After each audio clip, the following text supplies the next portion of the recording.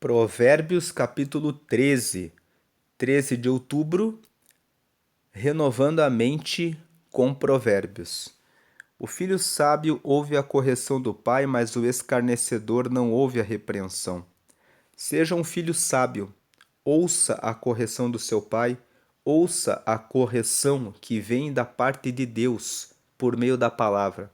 Ouça a correção do supervisor, do chefe, do orientador, do líder.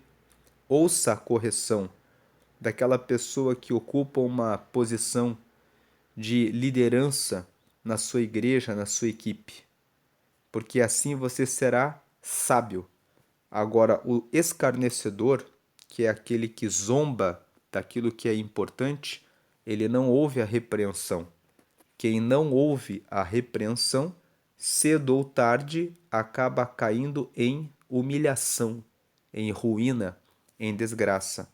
A correção vem para que você melhore os seus resultados. Aceite a correção como algo bom na sua vida.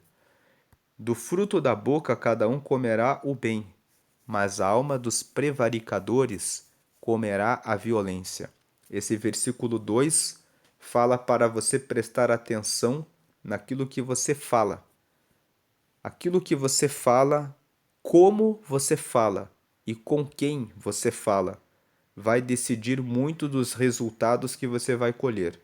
Fuja das pessoas que praticam o mal. Não tenha amizades com essas pessoas. Você não tem nada para falar com essas pessoas.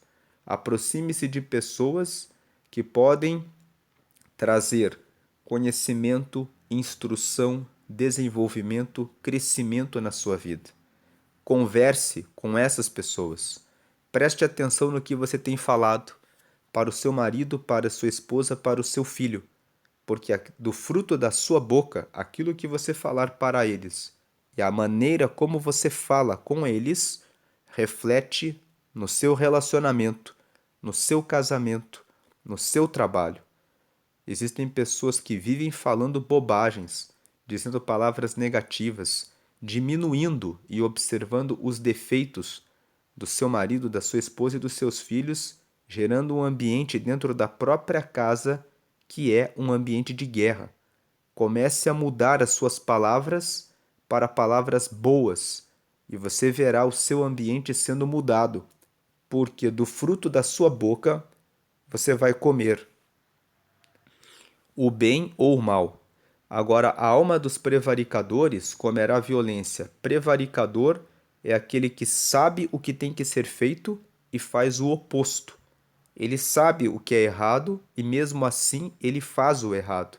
Se você faz isso, você vai comer a violência, você vai comer o mal contra a sua própria vida, porque você mesmo está plantando isso, fazendo o oposto do que deve ser feito. Verso 3: o que guarda a sua boca conserva a sua alma, mas o que há muito abre os lábios tem perturbação. Seja comedido nas suas palavras. Se você vai falar alguma coisa que não edifica, não transforma, não serve para o crescimento, ou se você vai abrir a boca para fofoca, difamação, injúria e falar tolices, não abra sua boca. Use a sua boca como uma ferramenta de edificação e fuja daquelas pessoas que falam demais e que fofocam e mentem, porque assim como elas falam das outras pessoas para você, elas vão falar da sua vida para os outros logo que você virar as costas. Versículo 4: a alma do preguiçoso deseja e coisa nenhuma alcança, mas a alma dos diligentes engorda. A alma do preguiçoso é: eu não quero acordar cedo para orar e ler a palavra. Eu não quero tomar educação sobre alimentação. Eu não quero preparar as minhas refeições. Então, aquele que é preguiçoso toma o suco de caixinha, toma o refrigerante, coloca excesso de açúcar no café, tem preguiça de praticar um exercício físico e tem preguiça de estudar para poder aperfeiçoar-se como profissional, tem preguiça de buscar novas oportunidades e, agindo assim, de preguiça e preguiça em várias áreas da sua vida, tem preguiça de se arrumar, de observar quais são as roupas que se adaptam melhor no seu corpo, que deixam o seu estilo mais, mais atraente para conseguir mais oportunidades, mais portas abertas. Então o preguiçoso não quer fazer nada, mas ele fica com inveja quando vê o outro prosperando, quando ele vê o diligente. A alma dos diligentes engorda. A alma do diligente, ele se preocupa em acordar cedo, buscar a Deus, ler a palavra, praticar uma atividade física para que ele tenha força e resistência, prestar atenção na sua alimentação, o que vai comer, o que vai evitar.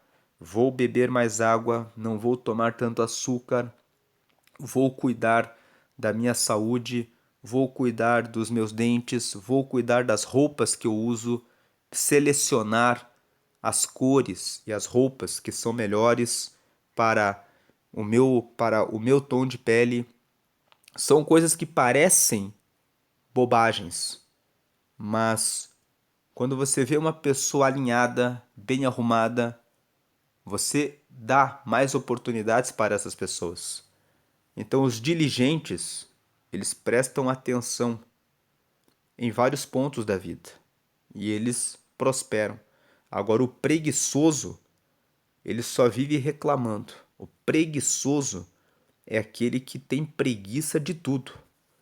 Vai desejar muita coisa, fica olhando o tempo todo no Instagram, na rede social dos outros, a vida dos outros, mas não vai alcançar coisa nenhuma. Deixe de ser preguiçoso, comece a acordar cedo, comece a ler a palavra, comece a orar, comece a observar quais são as roupas que você tem no seu guarda-roupa. Jogue fora aquelas roupas que estão muito velhas. Preste atenção na sua imagem. Preste atenção também no que você tem comido nas suas refeições.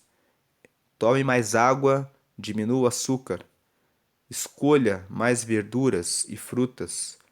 Tire as gorduras. E também preste atenção em relação à sua atividade física. Procure se exercitar. Versículo 5. O justo aborrece a palavra de mentira, mas o ímpio é abominável e se confunde. O justo fala a verdade e odeia os que são mentirosos. Agora, o ímpio, ele é abominável porque ele vive mentindo. Ele se faz detestável. Ninguém gosta de pessoas mentirosas, que prometem e não cumprem. E o ímpio vai mentindo tanto até que em um momento ele começa a se confundir. 6. A justiça guarda o que é sincero no seu caminho, mas a impiedade transtornará o pecador. Quando você é sincero, sincero significa transparente. Você não coloca cera, você não usa maquiagem nos seus relacionamentos. Aquele que é sincero, a justiça guarda o que é sincero. A impiedade transtornará o pecador. Impiedade é o pecado. Aquele que age no pecado será confundido. Transtornado significa confundido, frustrado na sua expectativa. Se você fizer coisas erradas, você será transtornado, ficará esperando um resultado. Todo aquele que faz uma coisa errada pensa que fazendo a coisa errada vai conseguir um bom resultado, porque o ímpio, ele faz a coisa errada esperando alcançar o bom resultado, mas não alcançará. Ele será transtornado, será confundido. Versículo 7. Há quem se faça rico não tendo coisa nenhuma, e quem se faça pobre tendo grande riqueza. O versículo 7 fala que é uma tolice você querer parecer aquilo que você não é. E esse versículo 7 precisa de uma informação. Todos nós somos ricos. Gênesis capítulo 1, versículo 27, fala que Deus nos fez a sua imagem e a sua semelhança. Não seja tolo de pensar que você é pobre se comparando com alguém por causa de um carro, por causa de uma mansão, por causa de uma propriedade, por causa de tesouros nessa terra. Você é rico porque você tem o fôlego de vida, você tem braços, você tem pernas, você tem olhos para ver, você tem o seu cérebro. E você pode ler, estudar, crescer e aprender. Você não precisa se fazer de rico. Você já é rico.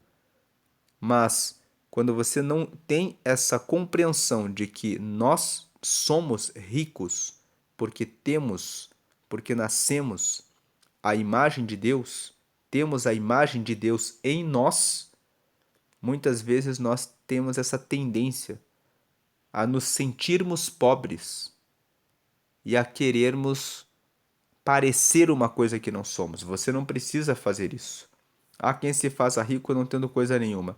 Não faça isso. Se você não tem as propriedades e o nível de riqueza de algumas pessoas, então procure estudar, crescer, se aperfeiçoar e você prosperará também.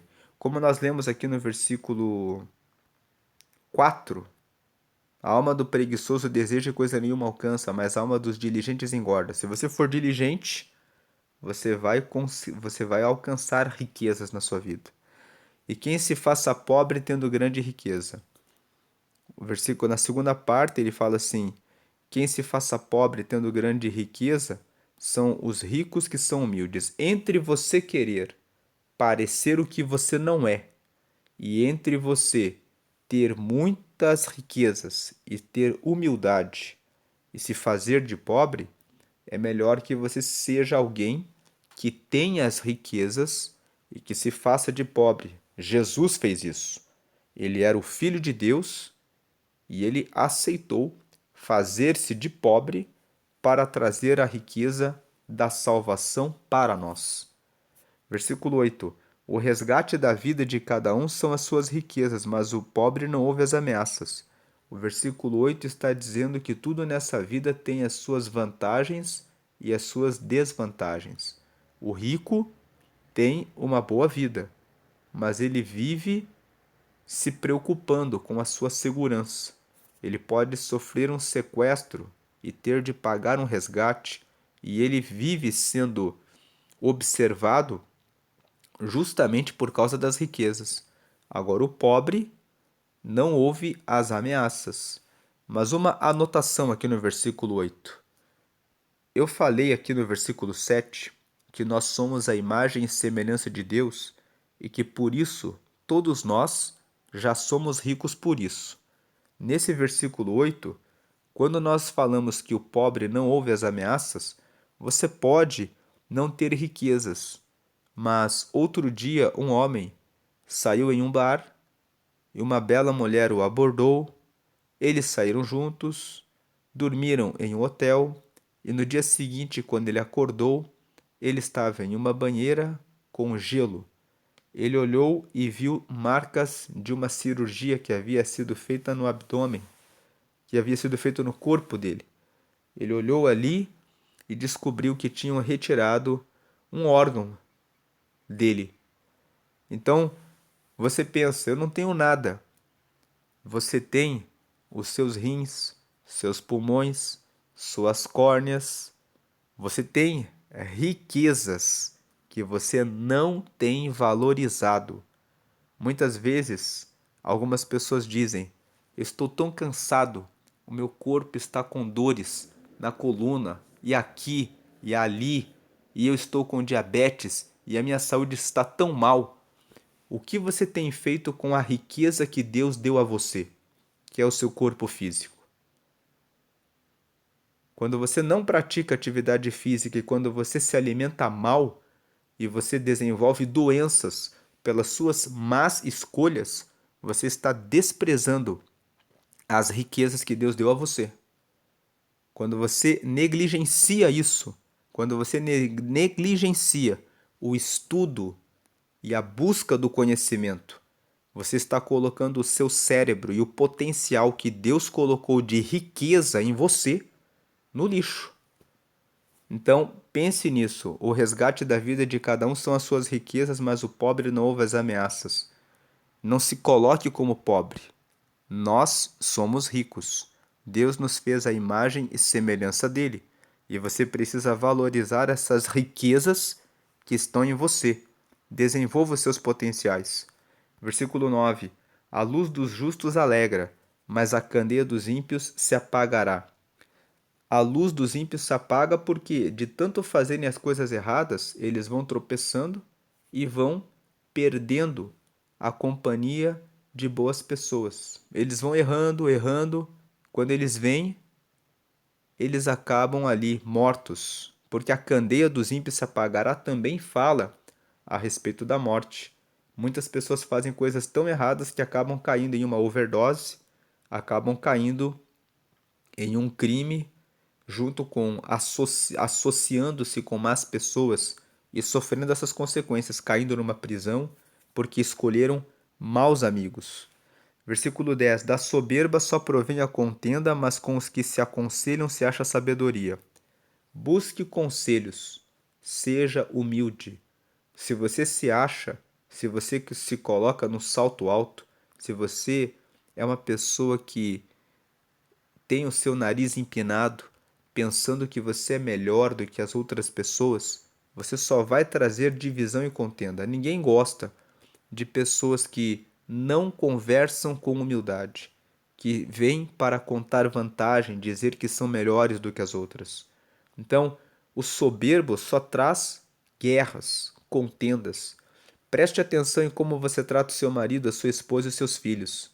Não seja arrogante e soberbo na sua fala com eles.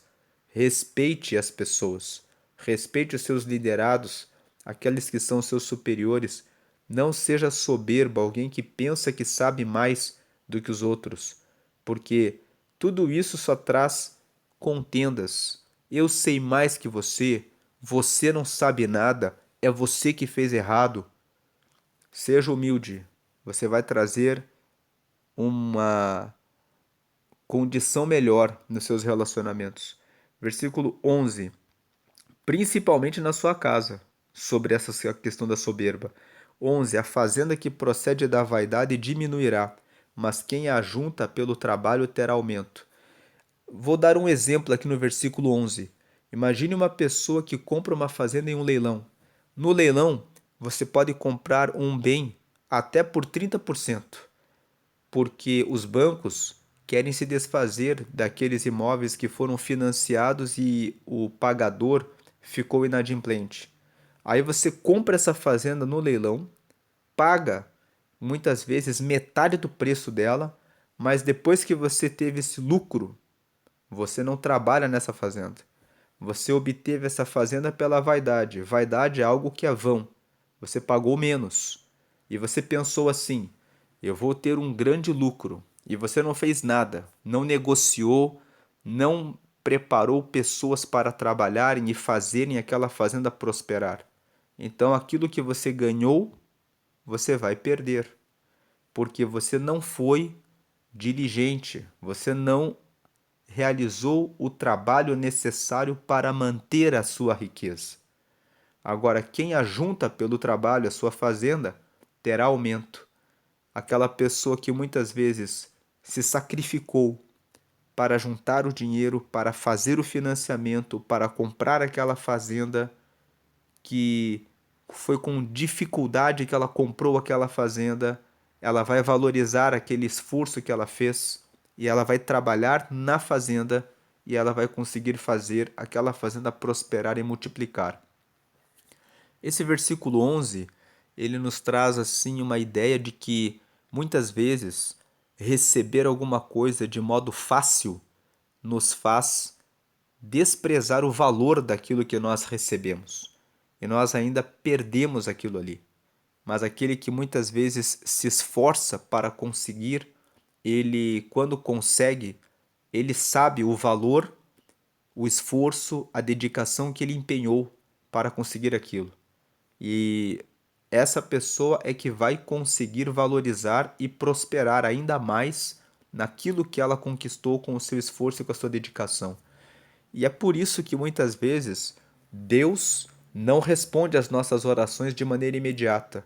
Muitas vezes ele nos prova para ver se nós realmente estamos dispostos a pagar o preço por aquilo. Porque Deus ele é um investidor de recursos, ele não coloca riquezas nas mãos de pessoas que não vão valorizá-la. Versículo 12: A esperança demorada enfraquece o coração, mas o desejo chegado é árvore de vida. Quando você busca um objetivo e você alcança, você fica feliz.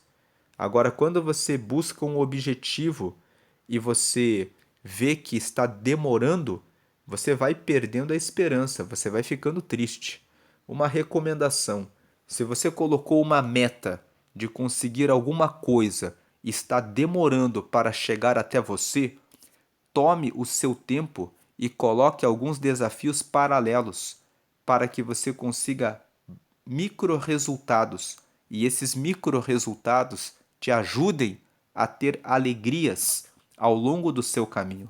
Vamos supor que você colocou uma meta de comprar uma casa e você não está conseguindo. Então, a questão da sua compra da casa está demorando e você está começando a ficar triste por causa disso. Pegue uma outra área da sua vida e coloque um objetivo. Por exemplo, vou fazer uma corrida de 5 quilômetros. Né? Veja quais são os limites que você tem, de acordo com a sua idade, de acordo com o que você consegue fazer. E diga assim: dentro de 30 dias eu vou conseguir bater essa meta de conseguir correr 5 quilômetros. Quando completarem-se os 30 dias, o fato de você ter desviado a sua atenção de comprar a sua casa própria para esse objetivo de correr 5 quilômetros dentro de 30 dias e você conseguindo esse resultado, você vai ter uma alegria em uma outra área da sua vida, mas que no, na totalidade da sua vida vai te trazer uma alegria. E aí depois você pode colocar uma outra meta na vida espiritual. Dentro dos próximos 30 dias, eu quero fazer um propósito de oração em que eu vou orar pelo menos 30 minutos. Você vai realizar esse projeto e assim você vai tendo micro resultados. O que são micro resultados? Você colocou um objetivo grande, comprar uma casa própria, e isso está sendo difícil. Mas no longo do caminho, você está tendo a satisfação de ter conseguido bater a meta na sua corrida. Você está conseguindo a satisfação de ter batido a meta de ter feito 30 dias de oração. Depois você está batendo outra meta de ter conseguido ler provérbios e ter aprendido mais ensinamentos a respeito da palavra para a sua vida. E esses micro resultados que você vai colhendo em várias áreas da vida vão gerando alegrias. E essas várias alegrias que vão sendo geradas vão te ajudando no caminho até que, quando você chega no tempo certo de conseguir dar entrada na sua casa própria, você fala: passou rápido. Então, a esperança demorada enfraquece o coração. Não deixe o seu foco ficar exclusivamente em uma coisa que às vezes você sabe que não vai acontecer agora. Mas desfrute a vida, olhando a vida de maneira global, olhando que a vida tem várias áreas e que você pode aproveitar o tempo em que esse seu objetivo maior não está se realizando para ir realizando outros projetos ao longo do tempo. Versículo 13: O que despreza a palavra perecerá, mas o que teme o mandamento será galardoado. Preste atenção no mandamento, o mandamento sempre dá sabedoria. A doutrina do sábio é uma fonte de vida para desviar dos laços da morte. Versículo 15: O bom entendimento dá graça, mas o caminho dos prevaricadores é áspero. Os prevaricadores, como eu já falei ali no versículo 2, são os que sabem o que tem que ser feito e não fazem. Se você sabe o que tem que ser feito e não faz, o seu caminho vai ser áspero. 16. Todo prudente age com conhecimento, mas o tolo espalha sua loucura. 17. Um mau mensageiro cai no mal, mas o embaixador fiel é saúde. O versículo 17 está falando a respeito de profissionais. O mensageiro e o embaixador são pessoas que desempenham a mesma função, falar em nome de alguém. Mas Salomão usa uma estratégia nesse versículo. Aquele que é o mau mensageiro, ele é apenas um mensageiro. Agora, aquele que é um mensageiro fiel, ele é chamado de embaixador. Por isso que na primeira parte Salomão fala: um mau mensageiro cai no mal. Um trabalhador que é contratado para entregar uma mensagem e que faz mal o seu dever é apenas um simples mensageiro. Agora, aquele que é fiel, que cumpre a sua tarefa, a sua missão de entregar uma mensagem e o faz com zelo, é chamado de embaixador. Existe diferença. Você é apenas um mensageiro no seu trabalho ou você pode ser chamado de embaixador naquilo que você faz? O mau mensageiro vai cair no mal, mas o embaixador fiel, ele é saúde. Isso também nos fala a respeito de contratação de empregados e colaboradores para o seu negócio. O mau mensageiro é sempre o mau mensageiro. Aquele que é um bom trabalhador, que é embaixador, que faz a sua tarefa de maneira correta e honesta e adequada, vai trazer saúde para os seus negócios. 18. Pobreza e afronta virão ao que rejeita a correção, mas o que guarda a repreensão será venerado. Esse versículo 18 reafirma o versículo 1. Nós vemos que o versículo 1 fala: o filho sábio ouve a correção do pai, mas o escarnecedor não ouve a repreensão. Então nós dissemos: ouça as correções do seu pai, do seu líder, do seu pastor, do seu supervisor, do seu superior, porque isso te trará aperfeiçoamento e prosperidade. E o 18 fala exatamente isso. Pobreza e afronta virão ao que rejeita a correção, mas o que guarda a repreensão será venerado, ou seja, será honrado, será respeitado. Versículo 19: o desejo que se cumpre deleita a alma, mas apartar-se do mal é abominação para os loucos. O versículo 19 está dizendo: quando você consegue o seu objetivo, você fica feliz, você sente prazer.